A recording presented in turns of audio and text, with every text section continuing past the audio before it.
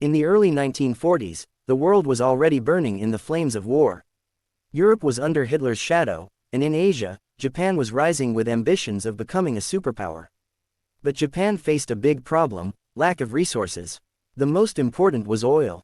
Japan's entire navy and military industries depended heavily on oil imports, and most of that oil was coming from the United States. If you enjoy this video, don't forget to subscribe. Your one click truly motivates us. When Japan expanded its control into parts of Asia, the US saw it as a threat. In 1941, America imposed sanctions and cut off Japan's supply of oil and steel. For Japan, this was like choking their military machine. Without oil, their navy, their aircraft, their entire war effort would collapse. Desperate and cornered, Japan decided to strike back with a bold and dangerous plan: a surprise attack on America's naval base at Pearl Harbor. On the morning of December 7, 1941, without any warning, Japanese planes filled the skies over Hawaii. Bombs and torpedoes rained down on the American fleet at Pearl Harbor. Battleships sank, aircraft were destroyed, and thousands of Americans lost their lives. America, which until then had stayed out of the war, was now fully drawn into World War II. President Roosevelt called it a date which will live in infamy. The Pacific Ocean soon became a battleground. For years, US and Japanese forces clashed across islands like Midway, Guadalcanal, and the Philippines. These battles were brutal. Japanese soldiers often chose death over surrender, fighting to the last man.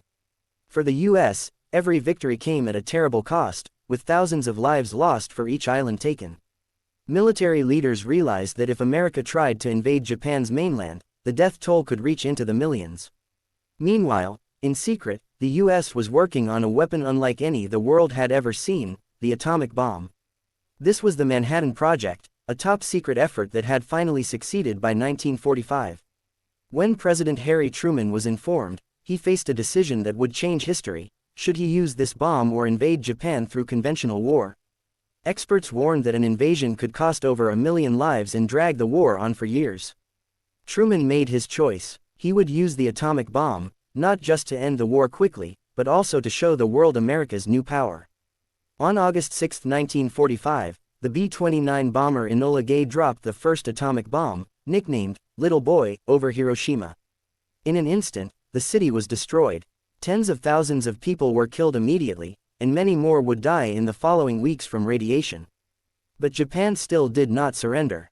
Just 3 days later, on August 9, a second bomb, Fat Man, was dropped on Nagasaki.